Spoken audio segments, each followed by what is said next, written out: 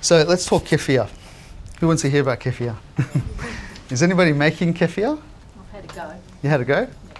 Found it pretty easy? Yeah, cool. So there's two types of kefir. I'll pass this around. So you got water kefir, I'll get milk kefir. I'm going to talk that first, and then water kefir on this side here. Sorry guys, I'm not giving you much love on this side. And what kefir is, it's again, remember I talked about those quorum sensing gangs in the gut? This is like a gang. They're like a group of bacteria many thousands of years ago, potentially millions of years ago, that formed this biofilm, which is the same thing that's happening in the gut. And so they protect each other, and they keep each other healthy, and they keep propagating, and they keep producing what we call an exopolysaccharide, which is bits of sugar stuck together. That's all it is. That gum is just sugar, but not like sucrose sugar. It's like in food sugars. And milk kefir. So milk kefir, there's mentions of milk kefir in the Bible, very, very ancient foods. From the research that I've looked at, I believe that it probably came into our world through the Mongol tribes, essentially from horse milk, in the storage of horse milk. They used to ferment horse milk. And because the Mongols were conquering and invading and all that, they spread it into the steppe cultures, in Caucasus, Central Eurasia. Then it got into Russia, and then it spread into the rest of the world. And that's milk kefir. What's the benefits? So it's very rich in probiotics. Depending on what study you look at, there could be anywhere between 30 and 100 probiotic strains. Think about that for a second. Typically a probiotic tablet will have maybe 5 if you're lucky. Some of the expensive ones might have even more. But we're talking 30 to 100, consensus is around 50. Michael Mosley in his book will say around 50. That's the consensus. Very probiotic rich. Very boosting to the immune system. Antidepressant because it aids in serotonin production. Milk kefir itself, listen to this, is very rich in tryptophan. Extremely rich. Yeah. So you're giving the gut the raw material and the bacteria to produce serotonin. Is water kefir equally as, no? Yeah. Milk. Damn. The highest tryptophan content is going to be in goat's milk. Kefir. Yeah. Is it okay that goat's milk is pasteurised? Yeah. No, it's fine. Because I thought It's totally fine. Not many people have access to raw milk anymore. Most of the time, if you can get the bath milks, they put like a bittering compound in there, so you can't consume it. So it's antidepressant. I should mention kefir actually means feel good in Turkish. So they worked it out many thousands of years ago. Anti-inflammatory. Lots of good studies around this with kefir and anti-inflammation, which is typically the root of most diseases. You can use it to treat IBS, bloating, and many types of gut issues. I have very severe hay fever, and it's a lot of pollen, and I use milk kefir to keep that at bay. It's very effective for me. People also use it for asthma. Good for skin problems like sclerosis and psoriasis. Yeah, sorry. Greg's the man there. Greg, you talk about it quickly. I've been taking water kefir for probably 4 or 5 months now, and I had a pretty bad case of cirrhosis, and it's basically clear. I'll show you. He always does this. Krim and I used to work together, and we went through pretty much the same issue at work and depression and stuff like that. And it overcame my body, and I can show you there. You see that was red, raw, scaly, and also on my leg. I've actually itched that a bit today, but that was all around as well. So I have psoriasis. My daughter had it at 3 months of age until she was 21. yeah, Oh. so So I got that book in psychology. I many found it years ago. slowly working. Like it's not going to fix it overnight, but every day I have my kefir water, every day, and I can see the benefits already. And I don't put it down. I tried creams, I tried all the pills, I tried everything, and that's the only thing I can put it down to that I've changed in my life.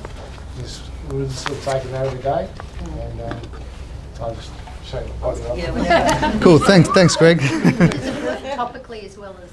Yes, Yeah. absolutely. My wife actually makes a mask before she goes to I think, bedtime. She mixes it with some, when she comes, we'll ask her how she does it. But you can apply it topically onto skin. You might be trying to get rid of you. Maybe. It's very confusing because, again, if you look at like Michael Mosley or GAPS, the first stage is always going to be an elimination or FODMAPs.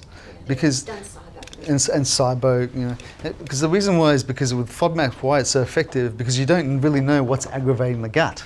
So what they do is they take out everything that's known to aggravate, whether it's nightshades, high fiber, lentils. When I was in dysbiosis, I could not have lentils. I had to tell my mum to not cook with lentils because I was just bloated. I just blew up. And I was just gassing like crazy. But when I healed my gut and the lining is now secure, I love lentils and chickpeas. But you have to go through that process of elimination to heal it, break the gangs, get the right guys in there, and then you'll be perfectly fine. When you're doing kefir, can you use almond milk? You can. I'll demonstrate now kefir. So all I've done is I've taken a packet of grains in, and this is 250 mils of milk. Just normal full cream. Normal full cream milk. We Not use heated? not heated. We don't heat it. It's just there's so much good bacteria in the kefir that it stops it from going off. So it stops putrefaction of milk. So it's fermenting it, and that keeps it safe. There's lots of self-protection happening in here. So how long could you leave that at room temperature for it to remain I think, safe? I mean, you could leave this for years. Really? Yeah. They don't have to refrigerate it at all? The ancients they wouldn't have fridges, exactly. In the steppe civilizations, they never had that. So all they're doing is they're extending the shelf life of their milk by using this fermentation process. But what'll happen is, what'll limit the shelf life is the taste. It might become really sour, it might defect, fizzy, it might create, and eventually that'll turn into cheese.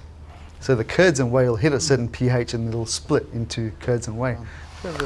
So we do have so the milk is in, the grains are in. You just fill up, this is a kefir maker, it's a brilliant little device. You just fill to the first line. Very, very simple. And then what we're going to do is we have a special premix in here, and it's got inulin, which is another great fibrous product, which actually feeds the good guys. Specifically Bifido. Bifido love inulin. Do you have to use it or can you not use it? You don't need to use it. I mean, you'll make perfectly good kefir. I find it creates a slightly thicker, creamier texture, but it does substantially boost the nutritive value of the kefir. So it produces, you can Google it yourself, GcMAF, there's some studies to produce GcMAF, another immune boosting. So it's different to the water kefir? Yes, there's a different premix. So all we do is you just give this a mix. You can even use almond milk, you can use coconut milk, you just substitute it. Sour? I like it. You like it? They're very different products. They're different cultures, they come from different areas. Milk kefir has more strains, but water kefir is still equally as good. But the good thing is it has different types of strains. So each strain is going to be doing different things, and the key to good gut health is having diversity in the gut. So what we're going to do is I recommend keeping this slightly open, because what it'll do is it'll limit any alcohol production in the product. So slightly open, you leave this for 24 hours or so, up to 48 even if it's a bit cooler, and what you'll see is it'll start to turn into the product that you're tasting. Just in the pantry or? In the pantry, yep. You can keep it in a nice warm spot. Around 18 to say 24 is a good place to be. Where's the sweet spot in sourness? Is it in 3 days to 7 or something like this? No, typically it should be 48. I would say, yeah. All right, it's a very fast ferment. It's extremely fast. If it's really hot, it might be 12 hours.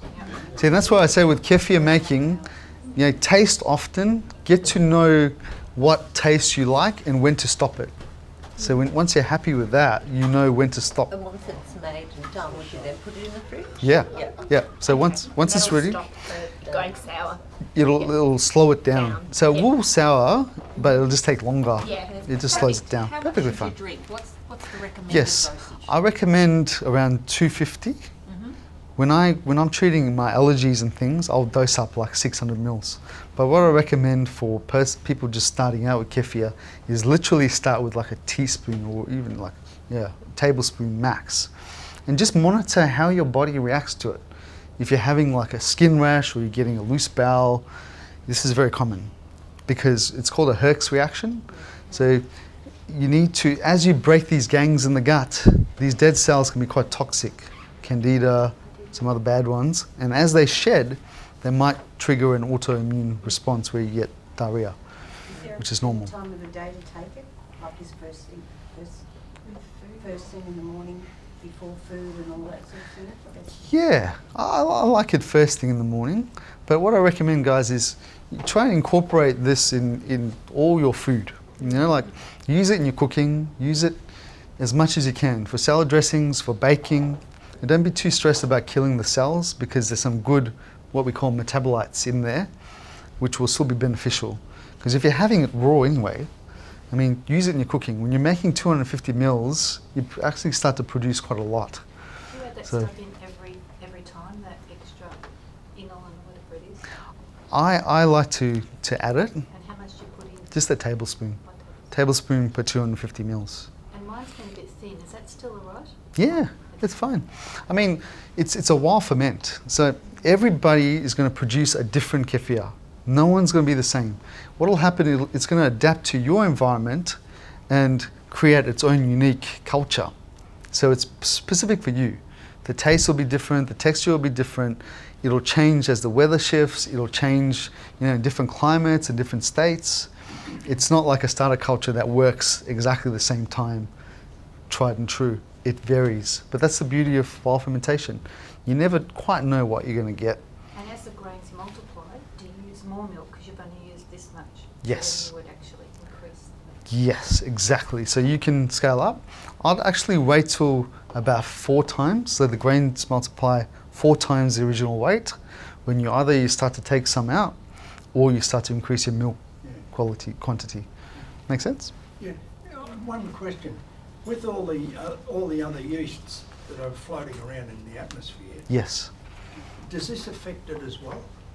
Yes, absolutely. Yeah.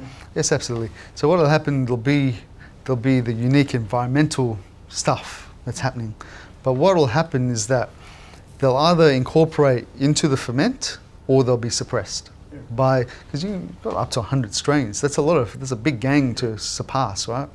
So they have to compete with these guys. That's why studies are showing that kefir actually kills salmonella. It kills pathogens, E. coli, it kills them because they're mainly lactobacilli. And as I said, lactobacilli produce hydrogen peroxide, so they spray their enemies, they kill them. Amazing when you think about it. So I better keep moving, guys. So we'll go into water kefir.